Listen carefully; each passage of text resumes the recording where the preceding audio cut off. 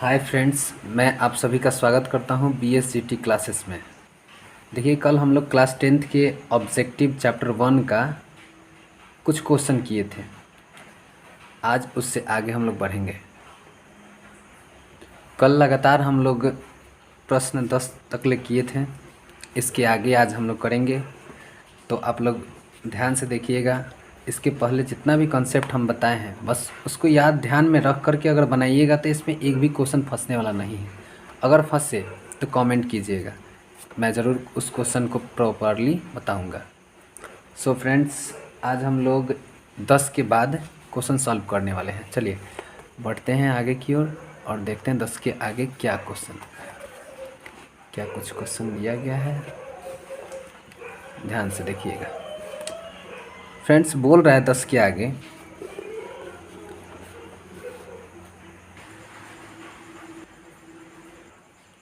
Friends 11 number question ध्यान से सुनिएगा। बोल रहा है कि एक अशून्य परिमेय और अपरिमेय संख्या का गुणनफल होता है। देखिए, अशून्य बोल रहा है, इसका मतलब कोई ना कोई संख्या होगा, शून्य नहीं हो सकता है। तो अशून्य परिमेय और अपरिमेय संख्या, यानी देखा जाए तो बोल रहा है कि परिमेय संख्या और अपरिमेय संख्या का गुणनफल होगा। जैसे कि कल के वीडियो में हमने बताया था कि कभी भी परिमेय और अपरिमेय संख्याओं का गुणनफल क्या होता है, हमेशा अपरिमेय होता है। ठीक, अतः इसका आंसर क्या हो जाएगा, बी। ये सॉल्व करने का क्वेश्चन नहीं है, ये कॉन्सेप्ट मेथड से क्वेश्चन है। चलिए उसके आगे अगर 12 नंबर प्रश्न देखा जाए तो बोल रहा है कि 45 तथा 60 का मौसा है। तो यानी 45 तथा 60 का मौसा इसमें कौन सा होगा, इन चारों में से कौन होगा। तो चलिए 45 और 60 का निकालते हैं। देखिएगा ध्यान से, HCF निकालना है तो 45 का हम लोग निकालेंगे, फिर 60 का निकालेंगे। तो 45 का हो जाएगा आपका कि देखिए 3 5 15 होता है। ठीक, अब 15 3 45 ऐसे कर सकते हैं। 3 5 15 3 45। अब 60 लाना है तो देखिए सबसे पहले इसको हम लोग करते हैं 2 3 6 दूना 12, अब 12 5 60। अब इसमें देखिए मौसा पूछा है, तो मौसा का मतलब होता है कि इसमें और इसमें दोनों में कॉमन नंबर को हम लोग अलग कर देते हैं। तो देखिए इसमें 3 है तो इसमें मौसा लिखना है हम लोग को HCF, तो लिख देंगे कि HCF बराबर तो 2 3 है इसमें आमने सामने, तो 1 3 हम लोग ले लेंगे। फिर उसके बाद देखिए तो इसमें 2 5 दिया हुआ है, तो यानी कि 1 5 ले लेंगे। तो 5 3 15 हम लोग का क्या हो जाएगा, HCF हो जाएगा। तो इसमें देखिए ऑप्शन नंबर डी में दे रखा है 5, तो यानी कि ऑप्शन नंबर हम लोग का राइट डी हो जाएगा। चलिए उससे आगे बढ़ते हैं हम लोग। तो आपका क्वेश्चन है, बोल रहा है कि π/3 है। तो π/3 देखिए, पाई हम बोले थे कि पाई एक अपरिमेय संख्या हो जाएगा आपका। तो π/3 यहाँ पर क्या हो जाएगा, आंसर बी हो जाएगा, यानी 13 का आंसर बी हो जाएगा, अपरिमेय संख्या। फिर उसके बाद अगर आगे बढ़ते हैं तो 14 नंबर प्रश्न जो है हल करने वाला है। देखिए हल करके हम दिखाते हैं 14 नंबर क्वेश्चन आपको। ध्यान से देखिएगा 14 नंबर क्वेश्चन। देखिए fx इक्वल टू दे रखा है कितना, x³ - 5x² + 2x + 2। अब बोल रहा है फिर से कि x के जगह पर हम लोग को कितना रख देना, 1। तो देखिए 1 का क्यूब -5, 1 का स्क्वायर + 2, x के जगह पर हम लोग 1 रख देते हैं, फिर क्या हो जाएगा 2। अब देखिए 1 का क्यूब का मतलब 1, अब 5 का करेंगे हम लोग तो कितना हो जाएगा, 5 ही होगा, +2 का 2 हो जाएगा, +2। तो यानी कि यहाँ देखिए 2 गो 2 गो 4 हो जाएगा, 1 गो 5 गो, यानी कि प्लस का 5 और माइनस का 5, कुल मिला के अगर देखा जाए तो हम लोग का क्या हो जा रहा है, 0 हो जा रहा है। क्या हो जा रहा है, 0। देखिए प्लस का यहाँ 2 2 2 4, 1 5 और फिर माइनस का 5, कितना हो जाएगा, 0 हो जाएगा। अतः हम लोग का इसका 14 का जो आंसर हो जाएगा ए हो जाएगा। ठीक, अब चलिए 15 का बोल रहा है। 15 में देखिएगा, ध्यान से देखिएगा। 15 नंबर जो क्वेश्चन है, इस टाइप का क्वेश्चन हमेशा एग्जाम में पूछा जाता है, तो ध्यान दीजिएगा। बोल रहा है 15 नंबर कि 0.7 पर एक रिंग है, ठीक है ना। अब बोल रहा है कि इसका हल क्या होगा। तो देखिए इसमें आपको ऑप्शन दे रखा है 4 गो। अब इसमें देखिए रेकरिंग का मतलब क्या होगा, यहाँ पर समझिएगा 0.7 का रेकरिंग, इसका मतलब हो गया कि 0 दे रखा है तो हम लोग क्या करेंगे, सबसे पहले तो 7 ऊपर छोड़ ही देंगे। उसके बाद जो जितने नंबर पर रेकरिंग रहता है उतना 9 नीचे हम लोग लिख देते हैं। तो बताइए एक ही संख्या पर रेकरिंग है तो हम लोग क्या करेंगे, 1 9 लिख देंगे। अतः इसका आंसर जो हो जाएगा 7/9 हो जाएगा। तो देखिए ऑप्शन नंबर हम लोग का ए हो जाएगा इसका राइट आंसर। ठीक, आगे बढ़ते फिर देखिए किसी भी संख्या का, देखिए उसके बाद जो 16 नंबर जो क्वेश्चन है बोला गया है, किसी भी संख्या पर अगर 0 रहे, किसी भी संख्या पर 0 रहे, जैसे मान के चलिए थोड़ा सा जगह कम पड़ रहा है, इसको निकाल लेते हैं। देखिए सॉरी, माफ़ कीजिएगा। तो देखिए अगर मान के चलिए ए का पावर 0 हो जाए तो उसका वैल्यू 1 होता है। तो अतः 8 का पावर जो दिया है 0 दिया है, इंटू 2 का पावर भी 0 दिया है। अतः इसका वैल्यू क्या हो जाएगा, इसका वैल्यू 1 × 1 = 1 हो जाएगा। ठीक, चलिए उसके आगे बढ़ते हैं। उससे आगे हो जाएगा 17 नंबर क्वेश्चन क्या कर रहा है, देखिए ध्यान से देखिएगा। 17 नंबर बोल रहा है कि यदि ए और बी अभाज्य संख्याएं हैं तो ए और बी का लसागु क्या होगा। यानी कि दो संख्या दिया हुआ है, दोनों अभाज्य संख्या है। तो हम पहले भी बता चुके हैं कि अभाज्य संख्या का मतलब वैसी संख्या जो एक से कटे और स्वयं से कटे और किसी से ना कटे। तो एक से कटे और स्वयं से कटे, इसका मतलब है कि अगर मान के चलिए 2 और 3 हम लोग ले लेते हैं तो इसका HCF निकालेंगे तो 1 आएगा। ठीक, तो अतः ए और बी कोई अभाज्य संख्या है। तो बताइए 2 अभाज्य संख्या हम लोग लिए थे तो इसका HCF कितना है था 1। अतः इसका आंसर क्या हो जाएगा, लसागु पूछा जा रहा है, HCF नहीं लसागु पूछा जा रहा है। तो लसागु इसमें का क्या हो जाएगा, इसका लसागु हो जाएगा ए × बी हो जाएगा, यानी कि ऑप्शन नंबर सी। फिर देखिए 18 नंबर प्रश्न क्या कर रहा है, निम्नलिखित में से कौन अभाज्य संख्या है। तो इसमें से चुनना है कि हम लोग को अभाज्य संख्या कौन सा है। तो अभाज्य संख्या इसमें हो जाएगा आपका आंसर नंबर बी। अब देखिए आगे बढ़ते हैं। 19 नंबर क्वेश्चन क्या कर रहा है, निम्नलिखित में से कौन परिमेय संख्या, यानी कि इसमें परिमेय संख्या चुनना है। तो देखिए पहला ही बोले थे, इसमें देखिए 2 जो है परिमेय संख्या है, अपरिमेय संख्या है, तो माइनस में है तो ये अपरिमेय संख्या हो जाएगा। फिर ये आपका अपरिमेय संख्या हो जाएगा।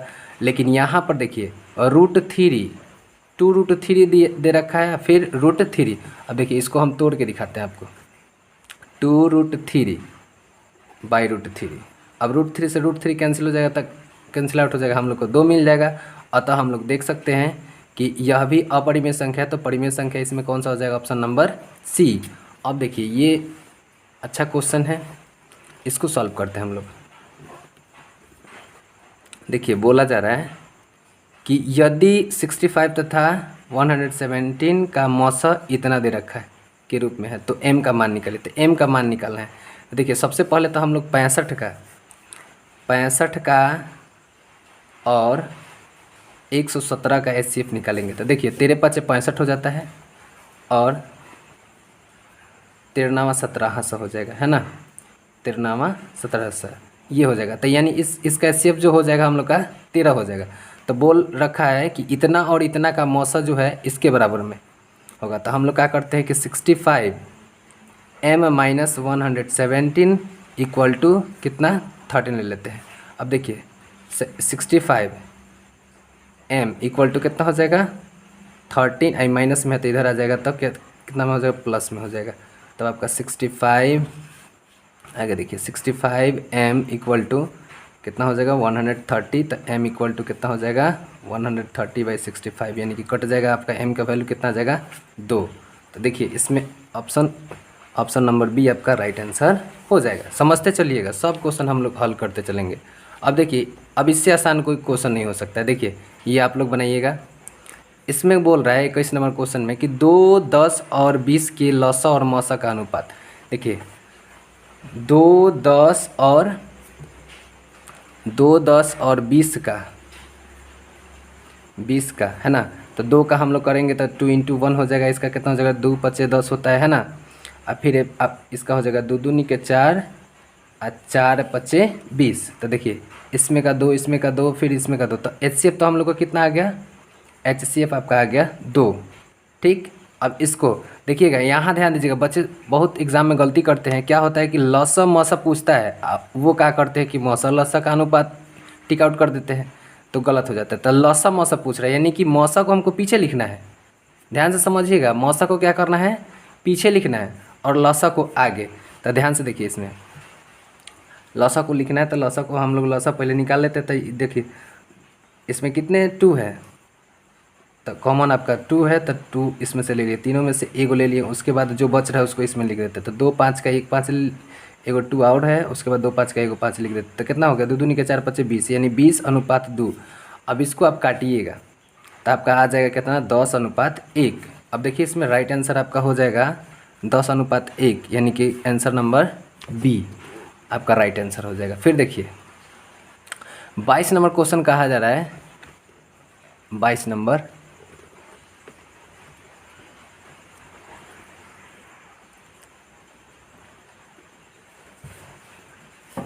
बोला जा रहा है कि सबसे छोटी भाज्य संख्या और छोटी अभाज्य संख्याओं का मौसा। तो सबसे छोटी अभाज्य संख्या हम आप लोग को बताए थे कितना होता है, तो 2 होता है सबसे छोटी अभाज्य संख्या।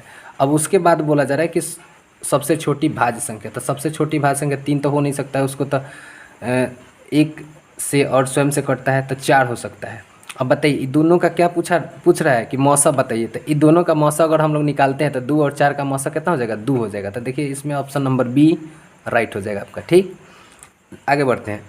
23 नंबर क्वेश्चन क्या कर रहा है, तो दो लगातार संख्याओं का मौसा। तो 2 लगातार संख्या का मतलब होता है कि जैसे 2 के बाद 3 आ गया, तब बताइए लगातार हो गया, 2 के बाद जस्ट 3 आ गया, जैसे मान के चलिए कि 4 के बाद जस्ट 5 आता है, वैसे ही इन 2 लगातार संख्याओं के जो बीच का मौसा होता है हमेशा 1 होता है, याद रखिएगा।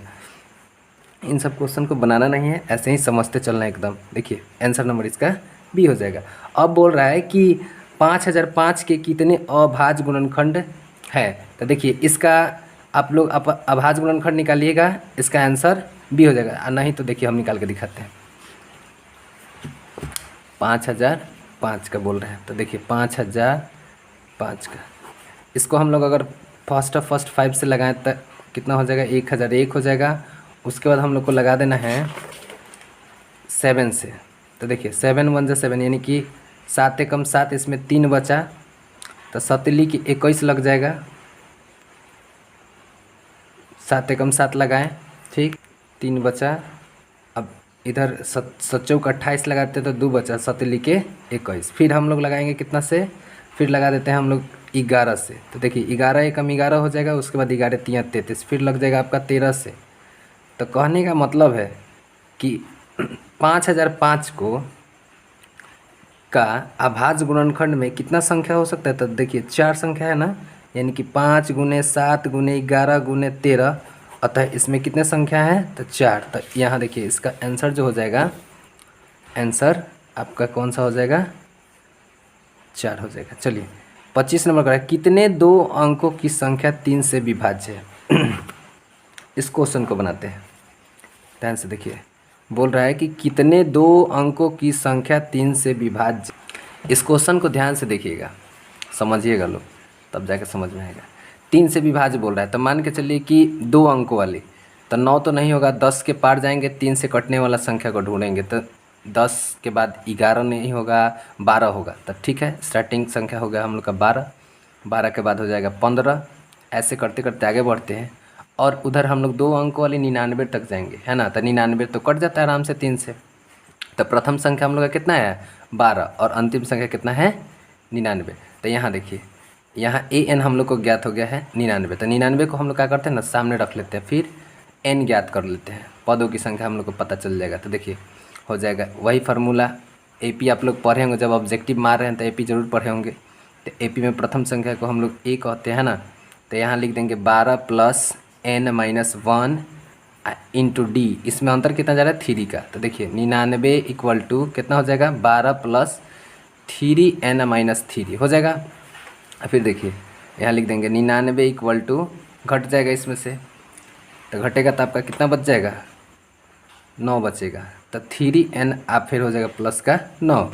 तब देखिए 99 में से 9 को घटा देते हैं, 3n हम लोग का n निकल जाएगा आराम से, 90, 3n यानी 3 से 90 को काट देते हैं, तो हम लोग का कितना बचा, 30 बचा, यानी कि n = कितना आ गया, 30। अब देखिए इसमें जो आंसर, देखिए आंसर कौन सा दे रखा है, तो 25 का आपका बी हो जाएगा। चलिए अब आगे बढ़ते हैं। 26 नंबर प्रश्न पढ़िए। बोल रहा है दो संख्याओं का गुणनफल इतना दे रखा है तो उसका मौसा तो लसा ज्ञात करना है। तो हम लोग क्या करते हैं, लसा निकालने के लिए दो संख्याओं का, यानी अगर मान के चलिए दो संख्या a इंटू बी हो तो इसका हम लोग का गुणनफल दे रखा है कितना, 8670। और कितना से बोल रहा है, तो बोल रहा है कि आप मौसा, यानी कि मौसा दे रखा है तो मौसा से हम लोग भाग करेंगे तब ना जाके लसा निकलेगा।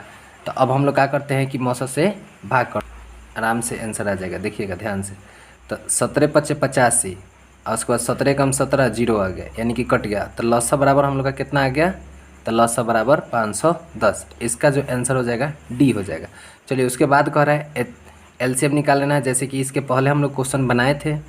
बिल्कुल आप लोग इसको बना लीजिएगा। लसा और मौसा का अनुपात बोल रहा है तो आराम से निकल जाएगा आप लोग का। फिर उसके बाद कह रहा है 28 नंबर कि 96 का अभाज्य गुणनखंड क्या होगा। 96 का अभाज्य गुणन जैसे 5 का निकाले थे वैसे निकालेंगे। तो देखिए 96 का हम लोग ऐसे निकालते हैं तो कितना हो जाएगा, 2 से मान के चलिए कि इसका हो जाएगा 4 दूनी 8, 8 दूना 16, 48 दूना 96 हो जाता है। 2 से फिर कितना हो जाएगा 24, फिर 2 से 12, फिर 2 से 6, फिर 2 से करेंगे तो कितना हो जाएगा, 2 से करेंगे तो 3, अतः 3 से करेंगे तो 1। यानी यहाँ देखिए बोला जा रहा है कि 2 का पावर कितना हो जाएगा, तो 2 का पावर 1 2 3 4 5, यानी 2 का पावर 5 हो जाएगा गुने 3। देखिए तो इसमें कौन सा दिया है आंसर, तो आंसर नंबर दिया है आपका सी। ऐसे ही तो बनाना है। फिर देखिए आगे बढ़ते हैं, घबराइए मत, सब जितना इसमें क्वेश्चन दे रखा है सब हम हल करेंगे। और जो प्रॉब्लम हो, जो इसमें से क्वेश्चन आप लोग को प्रॉब्लम हो कमेंट सेक्शन में लिखिएगा क्वेश्चन नंबर, हम फिर से वीडियो में चर्चा करेंगे। आगे बढ़ते हैं। फिर देखिए फिर रेकरिंग वाला क्वेश्चन आया। तो रेकरिंग वाला क्वेश्चन को कैसे करना है, देखिए यहाँ 3 पर रेकरिंग है ना, तो 3 के नीचे हम लोग क्या करेंगे। अब देखिए इसमें क्या कह रहा है ना, देखिए पढ़िएगा ध्यान से, क्वेश्चन पढ़िएगा तबे सॉल्व कर पाइएगा। 0.3 पर रेकरिंग है, का परिमेय रूप में लघुत्तम रूप है, यानी कि छोटा रूप कौन सा होता है। तो देखिए छोटा रूप कहेगा ना तो फटाक से कहा कि 0 रेकरिंग है, तो फटाक से हम लोग नीचे 10 ले लेंगे, तो आराम से हम लोग का आंसर आ जाएगा 3/10। इसमें से आपका ए आंसर हो जाएगा। अब देखिए ये क्वेश्चन तो आप लोग खुद से कर लीजिएगा। कह रहा है कि 7 + √3 है क्या है, तो अपरिमेय संख्या है।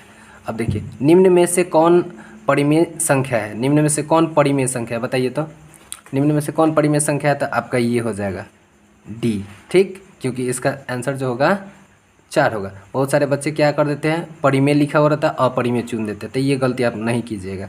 फिर देखिए 0 और 50 के बीच विषम संख्याओं की संख्या कितनी होती है। देखिए बेसिक कंसेप्ट हम इसलिए बताए थे क्योंकि ये सभी प्रश्न उन्हीं कंसेप्टों से हल होने वाला है। देखिए 0 और 50 के बीच विषम संख्याओं की संख्या पूछ रहा है, तो 0 से लेकर 50 तक के विषम संख्या कितने हो जाएंगे, तो 25 हो जाएगा, क्योंकि 25 सम संख्या होता है, 25 विषम संख्या होगा, तभी जा कर के आपका टोटली 50 संख्या होगा। ठीक, तो आंसर नंबर बी हो जाएगा।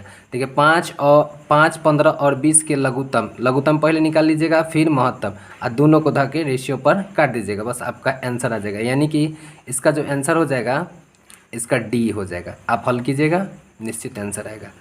आगे बढ़ते हैं। निम्न में कौन अपरिमेय नहीं है, इसमें अपरिमेय कौन नहीं है, इसका मतलब देखिएगा घुमा के पूछ रहा है, परिमेय ढूंढना है। अपरिमेय नहीं है का मतलब परिमेय ढूंढना है, तो इसका आंसर हो जाएगा डी, क्योंकि 11 का होता है इसका, यानी कि √121 का जो होगा वर्गमूल 11 होगा। देखिए फिर कह रहा है कि दो संख्या ए और 18 का लौसा 36 तथा मौसा 2 है, तो ए का मान निकाले। देखिए ए का मान पूछ रहा है, देखिए इस क्वेश्चन को हल करते हैं। कहाँ है, यहाँ है। तो बोल रहा है पहली संख्या मान के चलिए ए है इंटू 18। हम लोग जानते हैं कि दो संख्याओं का गुणनफल और उसके बाद लसा इंटू मौसा, ये ना जानते हैं। तो देखिए दो संख्याओं का गुणनफल का मतलब हो गया 18a। देखिए दूसरा हमको पेज में बनाते हैं, ठीक है ना, इस पेज को छोड़ते हैं एक, चलिए इसमें बनाते हैं। 18a हो जाएगा, क्योंकि 18a से गुना करेगा तो 18a, अब बराबर लसा कितना दे रखा है 36, और गुने मौसा कितना दे रखा है 2। तो देखिए 18a बराबर 36 दूना 72 हो जाएगा।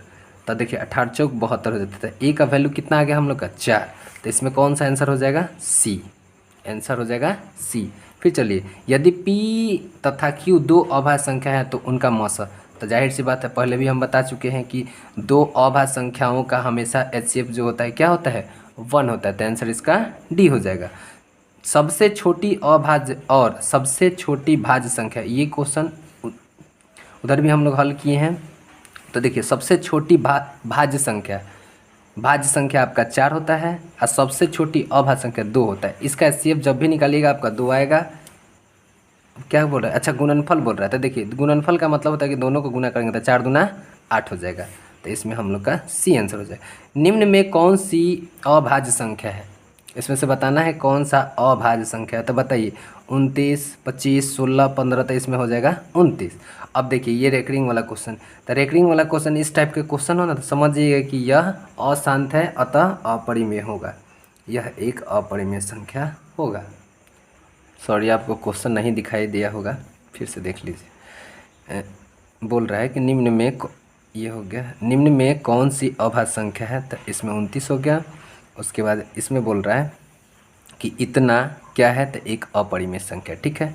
उसके बाद आगे बढ़ते हैं। देखिए किसी पूर्णांक m के लिए सम संख्या का रूप होगा, यानी कि सम संख्या का रूप देखना है, तब बताइए सम संख्या का रूप देखने के लिए हम लोग क्या करेंगे, m+2 इसको चेक करते हैं, तो सब के जगह पर एक एक रख के देखते हैं तो किसका रूप जो है सम संख्या आता है। तो मान के चलिए इसके जगह पर रखेंगे तो कितना 3 आ जाएगा, तो ये तो विषम संख्या हो गया, सम संख्या पूछ रहा है। तो 2 × 1 + 2, ऑप्शन नंबर बी में चेक कर रहे हैं हम, तो 2 × 2 = 1 3, ये भी विषम संख्या हो गया।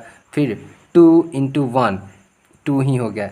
अब फिर देखिए और एक है ऑप्शन, उसको भी चेक कर लेते हैं, 2m-1, तो इसके जगह पर 1 रख देते हैं तो कितना हो जाएगा, 2 में से 1 जाएगा 1, यानी कि आंसर नंबर इसका आपका हो जाएगा, आंसर कौन सा हो जाएगा, सी हो जाएगा, आंसर इसका 40 का सी हो जाएगा। निम्न में कौन सा अपरिमेय नहीं है, इसमें अपरिमेय नहीं के मतलब परिमेय है यह बताना है।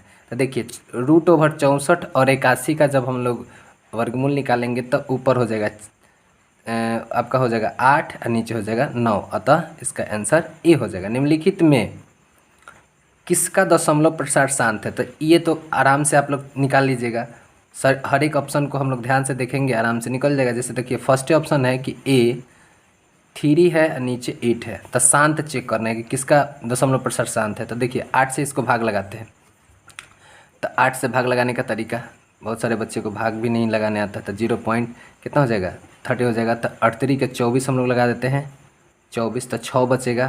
फिर यहाँ ये कट जाएगा तो फिर 0 रख सकते हैं क्योंकि यहाँ 0 रख दिए, तो फिर हो जाएगा 8 × 7 = 56, 8 × 7 = 56 लगाएंगे, फिर 4 बचेगा, तो 8 × 5 = 40, आपका यह जो है कट के ख़त्म हो जा रहा है, यानी स्टॉप हो जा रहा है। तो इसका मतलब है कि कहीं ना कहीं यह शांत है, और शांत इसका आंसर क्या हो जाएगा, 42 का ए हो जाएगा। चलिए आगे बढ़ते हैं हम लोग। चलिए 43 नंबर क्वेश्चन हम लोग देखते हैं।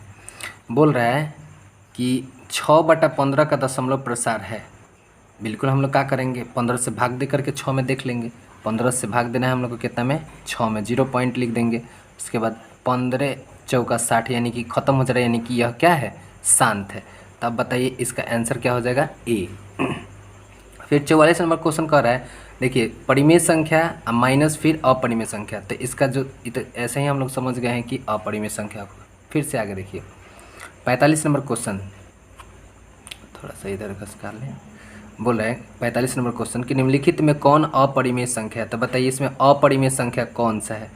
अपरिमेय संख्या चुनना है, तो ये तो परिमेय है और फिर ये भी परिमेय हो सकता है, अतः अपरिमेय जो होगा आपका सी नंबर होगा, क्योंकि √3 और √5 को हम लोग नहीं तोड़ सकते। निम्नलिखित में कौन सी अभाज्य संख्या है, इसमें अभाज्य संख्या कितना हो जाएगा, तो 11 हो जाएगा। फिर देखिए दो परिमेय संख्याओं के बीच कितनी परिमेय संख्याएं हो सकती है। देखिए पिछले वाले कॉन्सेप्ट में हम बताए थे कि दो परिमेय संख्याओं के बीच अनंत परिमेय संख्या निकाल सकते हैं। कभी 9th क्लास का वीडियो बनाते हैं, उसमें हम क्या करेंगे कि आप लोग को प्रूव करके दिखा देंगे कि दो परिमेय संख्याओं के बीच में अनंत परिमेय संख्याएं कैसे होती है। ठीक, देखिए इसका आंसर अनंत हो जाएगा। फिर बोल रहा है कि 11/15 का दशमलव प्रसार होगा, देखिए 11/15 का दशमलव प्रसार, तो हम लोग क्या करेंगे, भाग दे करके देख लेंगे। तो जैसे ही भाग दे करके देखेंगे तो इसका आंसर जो होगा आपका बी अशांत हो जाएगा, क्योंकि इसमें जब हम लोग भाग लगाएंगे ना तो आगे की तरफ बढ़ता ही जाएगा, यानी भाग लगता जाएगा और रिपीट होता जाएगा। देखिए निम्नलिखित में कौन अपरिमेय संख्या है, इसमें से बताना है कि कौन अपरिमेय संख्या है। तो देखिए ये तो परिमेय है, ये भी परिमेय है और ये भी परिमेय है, तो बच गया ये, तो आंसर आपका सी हो जाएगा। एग्ज़ाम में ऐसे भी देखिए, एग्ज़ाम में ऐसे भी ध्यान देना होता है कि कौन कौन ऑप्शन नहीं होगा, ठीक है ना। ध्यान दीजिएगा, मैथ का कभी भी रट करके ऑब्जेक्टिव नहीं मारा जाता है, हमेशा सॉल्व करके ही मारा जाता है। देखिए अब देखिए √2 एक है, क्या है, √2 एक अपरिमेय संख्या है। ठीक, आज रहने देते हैं, वीडियो बहुत लंबा हो जाएगा, इसलिए आज बस इतना ही। उम्मीद है कि आप लोग को वीडियो अच्छा लग रहा होगा, तो लाइक कर दीजिएगा, इससे हमको यह पता चलेगा कि आप लोग को पसंद आ रहा है वीडियो। और ऐसे ही हर एक चैप्टर का मैं वीडियो बनाता रहूँगा, साइंस हो, हिंदी हो, संस्कृत हो, सब का बनाते रहेंगे हम और वीडियो डालते रहेंगे। ठीक है, जय हिंद, धन्यवाद। फिर कल वीडियो मिलेगा आप लोग को।